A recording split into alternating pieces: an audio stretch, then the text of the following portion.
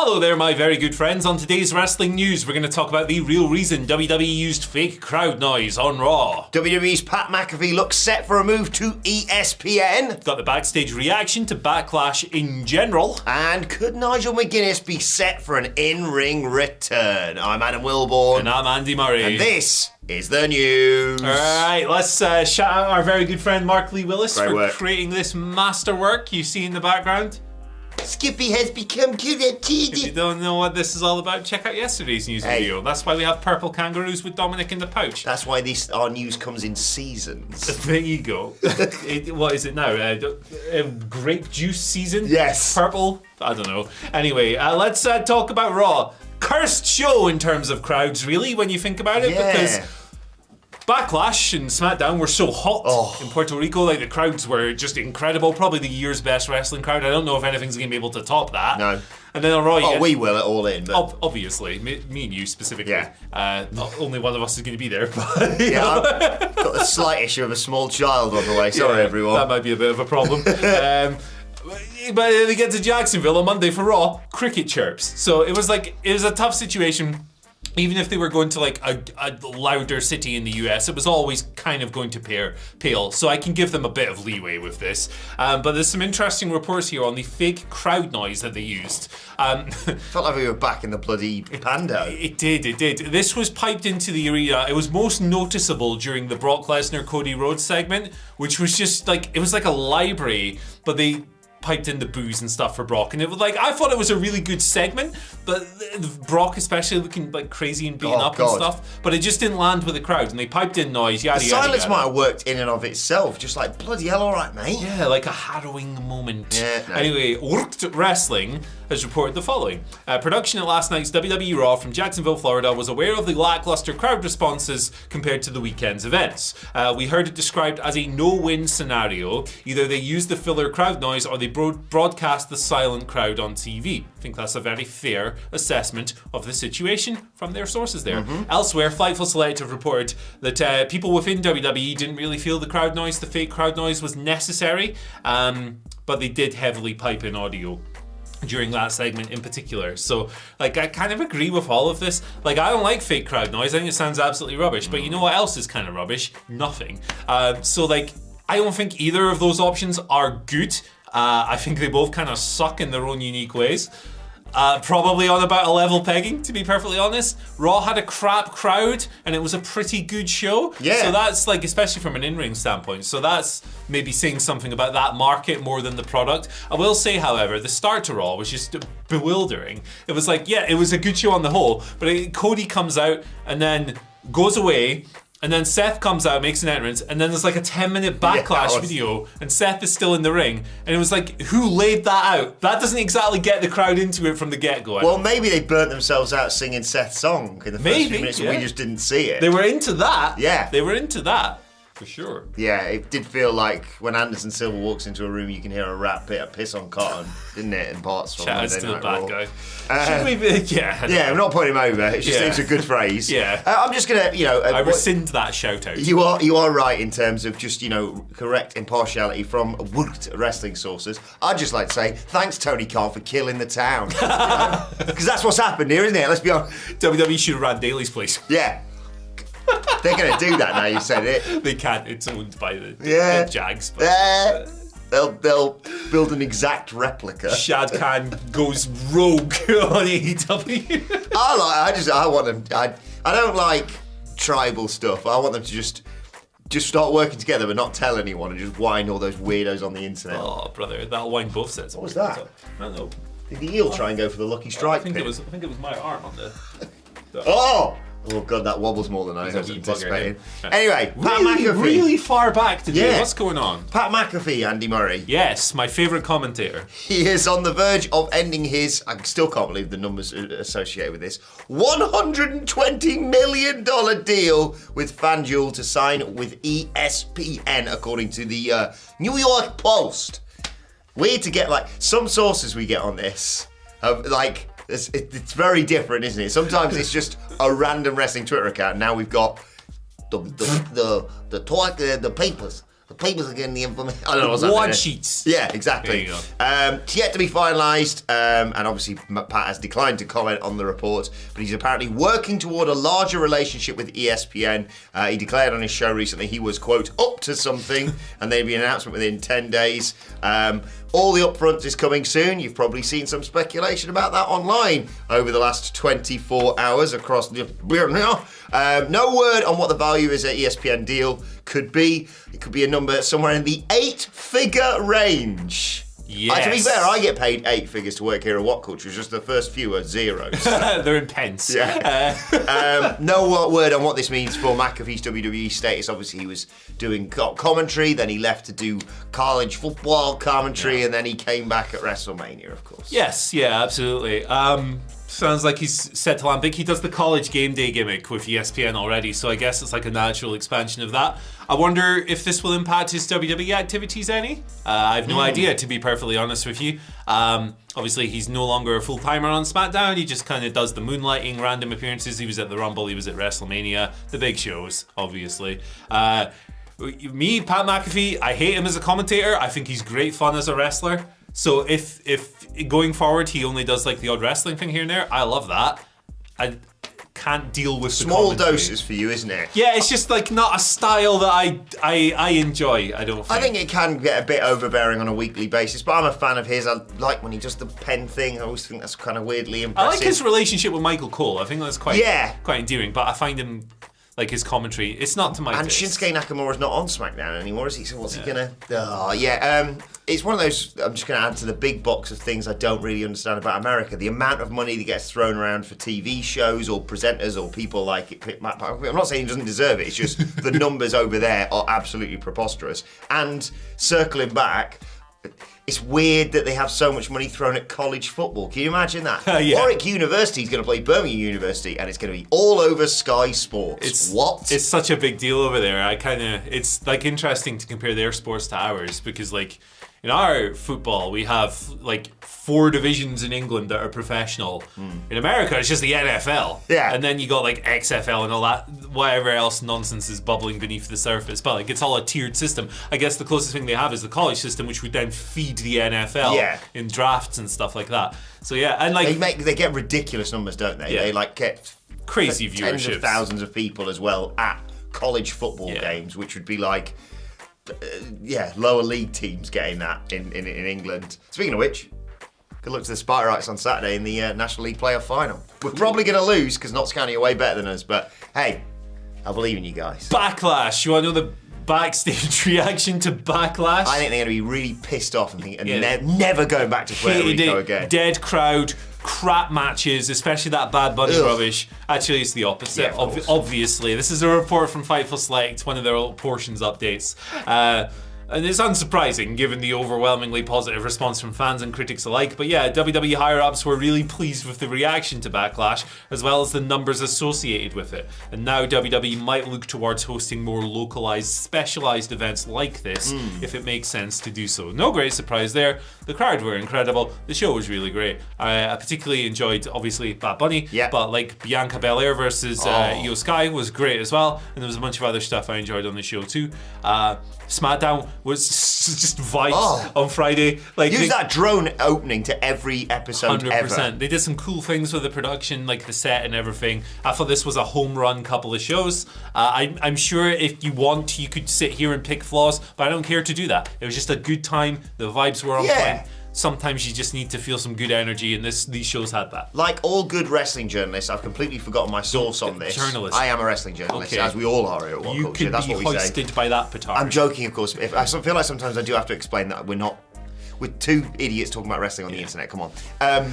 But what was I going to say? I did see something about either wrestlers or people within WWE going, should we just do Backlash in Puerto Rico every year? And I'd be up for something like that. And I hope off the back of this, as we sort of talked about on yesterday's news, another reason to go and watch it, this encourages them to do even more international PLEs, please. Got 3 in a row at the moment, haven't we? We've got that one, got Backlash, which was great. We've got Night of Champions, which is a part of a certain deal. And then, of course, we've got Money in the Bank in London. So they're on a nice little international run at the moment. Yeah, and then maybe do it at times that are reasonable to British audiences. Back in Detroit Rock City. And of course, they're going to bloody Australia. That's the official poster. There you go. Thanks to Mark Lee Willis for giving us the sneak peek Dom at that versus Kangaroo Jack in the main event. There you go. Oh, was that the one where they sort of mugged you off? They were like, "Is a talking kangaroo?" And it was one scene from the film. You. Kangaroo Jack's a con man. Nigel McGuinness is not a con man, though. Oh. He's a great man. And he could be returned to the ring, Andy Murray. He has filed an application for an in-ring return. It is currently awaiting assignment to an examining attorney for the GSO 411 Entertainment in the Nature of Wrestling contest. I'm not going to get into more boring details. If you want to read them, they're on our website. But obviously, the trademark has been considered dead since May of 2017 after being first used in September 1999. But McGuinness's last match, of course, came against TJ Phillips on an indie show in December 2011. He had health issues, obviously. And I know you, Andy Murray, we were tweeting about this yesterday. You'd love to see him back in the ring. Yeah. Stretching fools. Like, he didn't retire on his own terms, of course. No. Like, he had, like, the things that came up in his health screening when he was going to sign with WWE in 2009 that ultimately cost him a wrestling shot in that company. And then it was like, well, I don't want to return to TNA where I've already been, and I can't really do the style that worked for me in Ring of Honor anymore, so I'm going to have to retire. And he did a retirement tour in 2011 and kind of sailed away. Obviously, Nigel's done some cool things outside the ring since then. Like, he was a commentator and stuff, other roles in Ring of Honor, and then he moved to WWE, and he was good in those roles as well, broadcasting positions, and now he's over in AEW, where he signed in April. So he's done cool things since then. But, like, I think it's just a nice story whenever someone who doesn't get to retire the way they want has the opportunity to maybe sign off on their own terms. That's just nice and heartwarming and cool, and the things I like to see. The other side of that is that I love Nigel McGuinness. Yeah. Like, his series with Bryan Danielson in particular is the one everyone goes to, but it's just sensational, bruising, era-defining stuff for Ring of Honor. So, like, he's 47 now. He hasn't wrestled in 11 years. But if he's healthy and he wants to do so, and he's cleared and all of that stuff, I'd love to see him get one more go-around, even if it's just a couple of matches. Him and Danielson versus a couple of young punks. My current working idea is Bryan Danielson and Nigel McGuinness, given their history, against Daniel Garcia and Sammy Guevara. Perfect little on-air guys who would be really annoying, and then just get stretched, brother. I think that'd be awesome. I hope Nigel gets this opportunity. Yes. And I will pop huge if it happens. Also, Tony Khan, I know you watch this video every single minute, every single day. Pay utmost attention, because I'm sure you're not busy at all.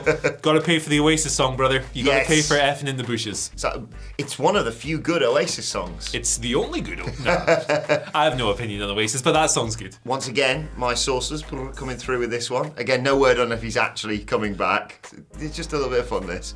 Apparently he's bringing back the frosted tips. Oh, I remember that era, man. It was like with the shades. I wouldn't have told him it. But we all went. It was a different time. It was kind of lame, like, but it was also kind of ace. Like, it's like that balance of like cheesy is actually like a compliment. I love it. Yeah, and then he takes someone's head off with a lariat, and you're like, maybe don't slag off his frosted London tips too Dungeon, much, Adam. baby. My name is Nigel McGuinness, and I am in it to win it. I love him.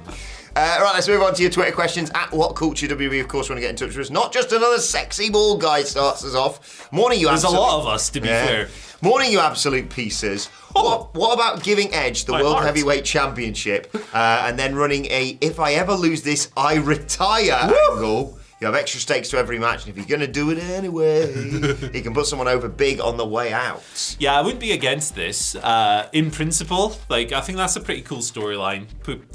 Pick a younger wrestler who do you want to elevate by having them beat Edge on the way out. The Kangaroo, obviously. It's called Don, baby. Definitely the Kangaroo. But it's not really getting enough heat for me. Well, the one thing that turns me away from this a little bit is that we're about to get Edge in a fresh environment, that being SmackDown. Yes. Right? He's been on Raw for years now. So, like, I'm looking forward to seeing him mixing it up with other people on Fridays. If he gets this belt, he kind of has to go over to Raw because it's a Raw belt. So, from that standpoint, it's maybe not the right time or the right place for it, but the clock is ticking on his career. Yeah, and all for a Seth Edge final, I think that could have been an absolute ripper. Yeah, absolutely. I think that's probably the route they're going to go as well. Getting Edge, AJ, and Ray on Friday night. Man. And Bobby Lashley and Austin Theory in a ring together again. How long's it been since? Oh, yes. The other week. I hope that we get Sheamus versus Edge in the tournament on Friday in the main event. Banger. That'd just be fun. Yeah. Like, what a random combination. Yeah, wild. Sick. Good morning, Wednesday legends, writes Hoskel Delgado. Nice. Excuse the fantasy booking. No need to apologise. That's what we all do. But as a way to ambitiously make up for the technical mishap in the previous Mox Omega match, should Tony Khan set up tonight's cage to explode? Probably not. Probably. That being said, right, if they ever try some kind of explosion again, right, and they nail it, and they how could they not do a better job than last time? It's a low bar, isn't it? Yeah, and they like knock it out of the park.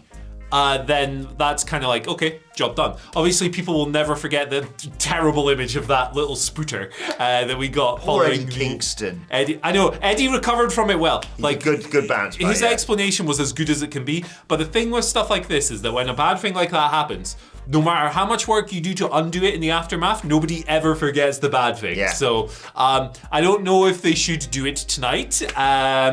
But I think they will try it again someday. I think they will do a good job. Will that matter in the grander scheme? Probably not, because it was one of the funniest. It wasn't. It was really funny. Like, I'm sorry. It was disappointing in the moment, and then it was immediately hilarious. Yeah. Like, I like everyone involved with that whole thing. But it was, sometimes people fall over and it's a laugh. And I would like to see, little troll Bryan Danielson with one of them big plungers you see when they blow up buildings. TNT, like his Wile E. Coyote. That's the way you make this or the guy. BCC. Who was the guy who was hunting Wile E. Coyote again? Roadrunner. Wile E. Coyote was hunting Roadrunner. Oh, yeah. What was the guy with the gun? Oh, God. Hansel from Hansel and Gretel. No, what was his name? That's going to really annoy me. Elmer Fudd. That's it. Who was he after? Bugs Bunny? Yeah. Okay, what's up, Doc? We're all over the place here. Speaking of which, Mosh writes, "Hey legends, this is more Mosh, the headbanger. Yeah, asking your prediction. With the vignette of Indus Share, how long do you think they'll be coming for?"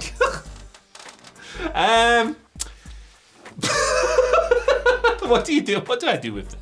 What do I do with this? I hope not too long, because the Jinder Mahal. But Sangha and Via kicked ass on like squash matches in NXT. Just do that with local competitors, please. They're kind of a bit reckless. Yeah. But them and the Creed brothers, put that on the main roster tomorrow. Honestly, they have kind of like, do you remember early Offers of Pain matches where they were just throwing people think around? You might be dead. Yeah, like they have that edge to them, which I am...